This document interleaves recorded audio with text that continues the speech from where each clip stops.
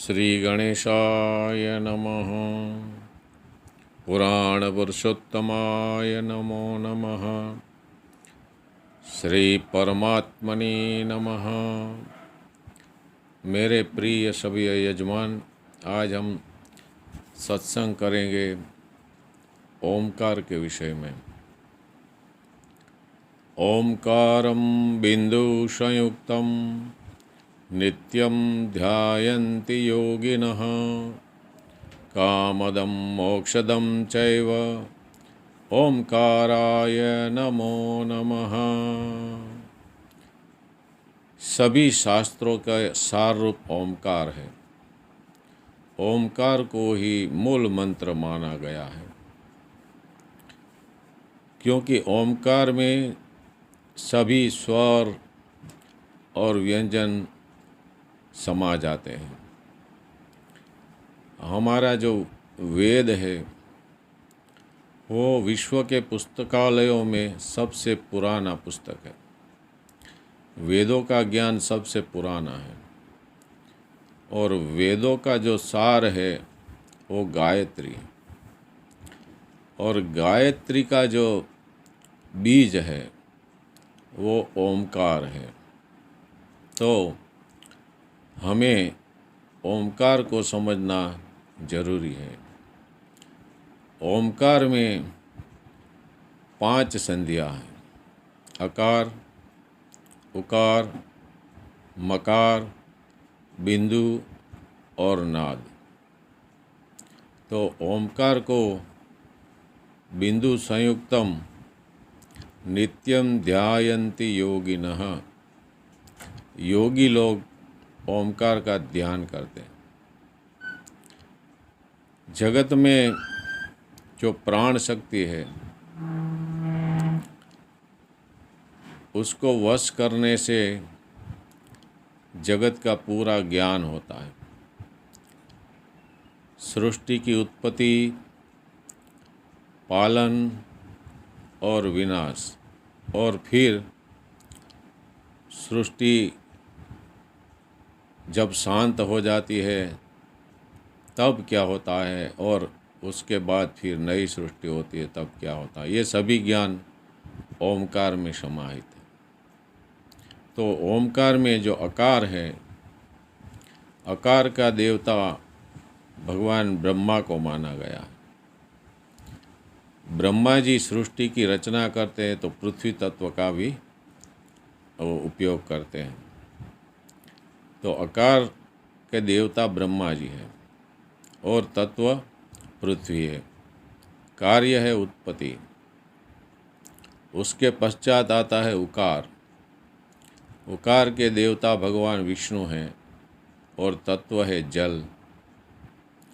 जो ब्रह्मा जी ने उत्पन्न किया उसको भगवान विष्णु पालन करके बड़ा करते हैं, उसका विकास करते हैं। और उसके बाद आता है मकार। मकार का तत्व अग्नि है और मकार के देवता भगवान रुद्र है। जो ब्रह्मा जी ने उत्पन्न किया, विष्णु ने उसका पालन किया, बड़ा किया, उसको रुद्र विनाश करते हैं, यानी कि अपने में समा लेते हैं। और उसको, जीवात्मा को फिर गति भी देते हैं रुद्र। उसके बाद बिंदु स्वर आता है। बिंदु जो है उसका तत्व वायु है और वायु के देवता भगवान महेश है। तो महेश भगवान मोक्षदायक है।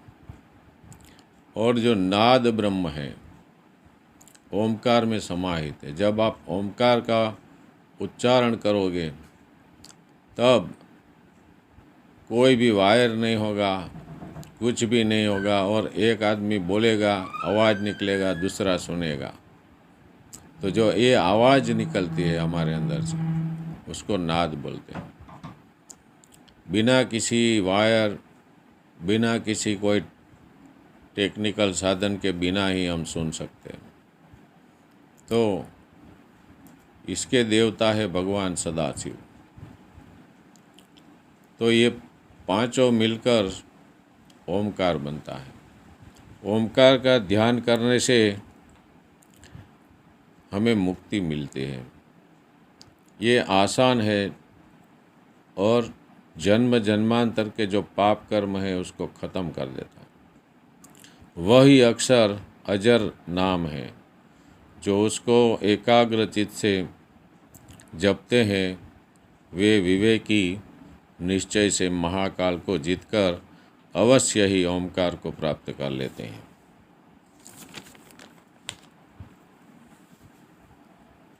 वेदों का और सकल शास्त्रों का जो सार है वो ओमकार है।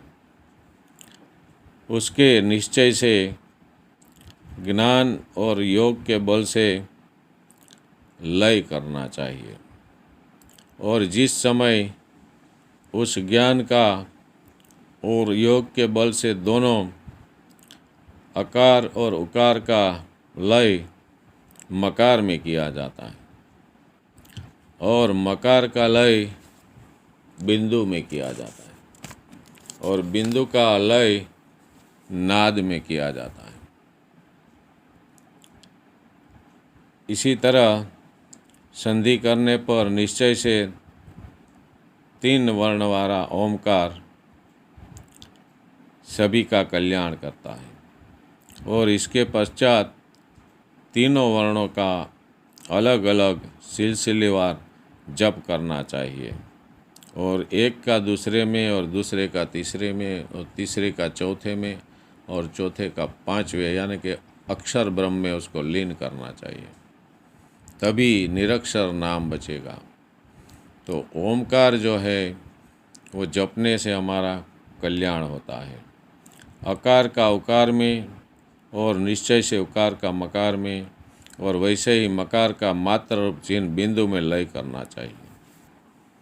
ऐसे लय करते करते महात्मा लोग समाधिस्थ हो जाते हैं।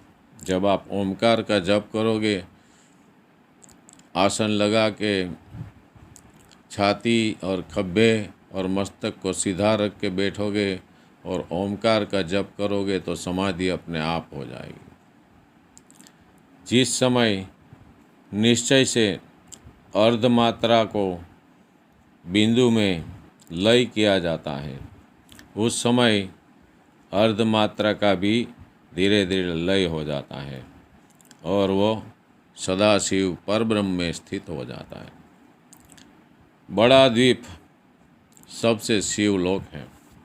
शिवलोक में शिव विराजमान है।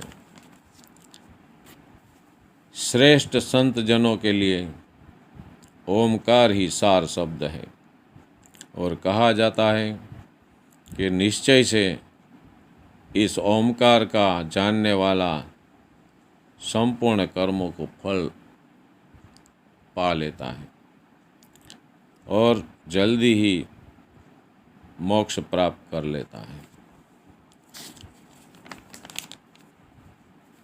गया तीर्थ, गंगा और प्रयागराज, वैसे ही व्रत और दान, ये सब कभी भी ओमकार के बराबर नहीं माना जाता। अगर इनकी तुलना ओमकार से की जाए तो ओमकार का पलड़ा भारी रहता है।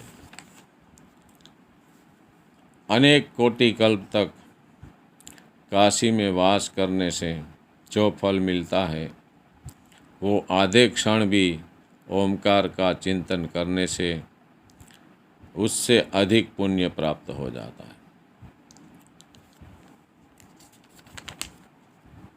अत्यंत गुप्त ओमकार है। देवताओं को भी बहुत मुश्किल से ये प्राप्त होता है। वो दरिद्र को धन की तरह साधारण मनुष्यों को जैसे मिल सकता है, और जो इसका जप करते हैं तो भगवान सदाशिव अपने आप उसकी गुरु बन जाते हैं। शिव जी गुरु बन के उनको मार्गदर्शन करते हैं। उस पुरुष के पूर्व जन्म के और आगे होने वाले अनेक कर्म अपने आप नष्ट हो जाते हैं। ओमकार के प्रभाव से वर्तमान कर्म भी शीघ्र ही नष्ट हो जाते हैं। ज्ञान के इस बड़े फल को हम विचार से समझेंगे। यदि ओमकार तत्व का ज्ञानी लाखों पाप कर ले, फिर भी वो उससे गलित नहीं होता, यानी कि वो पाप में डूब नहीं जाता। और करोड़ों गायों का दान करे तो भी वो सत्कर्म से भी लिपित नहीं होता है, यानी कि पाप और पुण्य इस ओमकार जप करने वाले को स्पर्श नहीं करते। तो हमें हमेशा ओमकार का ही जप करना चाहिए। जिस ज्ञानी के हृदय में सार तत्व ओमकार निवास करता है, उसको स्नान की शंका नहीं है। उनको स्नान करने का कोई आवश्यकता नहीं, उनको किसी व्रत की शंका भी नहीं है, न ही उसको कोई तीर्थ की शंका रहती है। नमः पार्वती पतये। श्री गणेशाय नमः। पुराण पुरुषोत्तमाय नमो नमः।